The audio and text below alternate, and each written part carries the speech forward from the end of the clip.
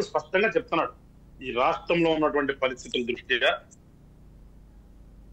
పొత్తు పెట్టుకోవాల్సిన ఆవశ్యకత గురించి కానీ, ప్రస్తుతం ఉన్నటువంటి అధికార ప్రభుత్వం అవలంబిస్తున్నటువంటి తీరు రాష్ట్రాన్ని ఏ విధంగా అధోగతి పాలు చేశారనేది ప్రజలందరూ కూడా తెలుస్తూనే ఉంది. దాని గురించి పెద్ద చెప్పాల్సిన అవసరం కూడా లే.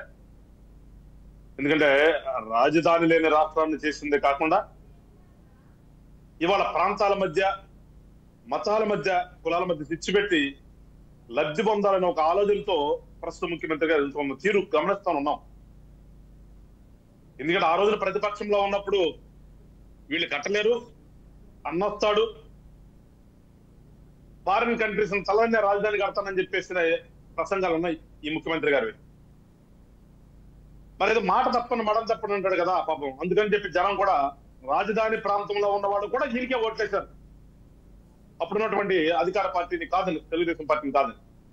కానీ వచ్చిన తర్వాత ఏం జరుగుతుందో చూసినాం మనం. కూడా ఎప్పుడు వైజాగ్ పరిగెత్తామా, వెనక రాజులు ఉండేవాళ్ళు పైన కొండల మీద. ఎందుకంటే వాళ్ళకి భయం, శత్రు రాజ్యాలు వచ్చి దండెత్తేమని చెప్పేసి దాని నుంచి ప్రొటెక్షన్ కోసం కొండ మీద ఇల్లు కట్టుకుని ఉండేవాళ్ళు రాజులు. అట్లా ఇవాళ ఈయన మరి ఈ కొండ మీద ఉండాలని ఎందుకు తహతాలు ఆడుతున్నాడు అర్థం కావట్లేదు. ఎందుకంటే చూసాం కదా మనం కూడా ఈ మధ్యకాలంలో 3 సంవత్సరాలు బయట రాకుండా గడిపాడు.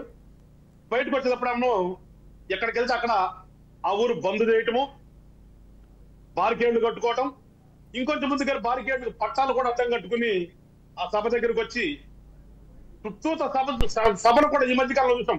సభ దగ్గర కూడా చుట్టూత బారికేళ్లు కట్టి జనం బయటకు వెళ్లకుండా. ఎందుకంటే మధ్యన చూసాం కదా, ఆయన రాగానే జనం వెళ్ళిపోతారు. అందుకని ఇప్పుడు ఏం జరుగుతుంది, ఒక నిర్బంధ సభను పెడుతున్నారు. ఆ సభ కూడా మనం చెప్పాలంటే సభ కాదు, నిర్బంధ సభ.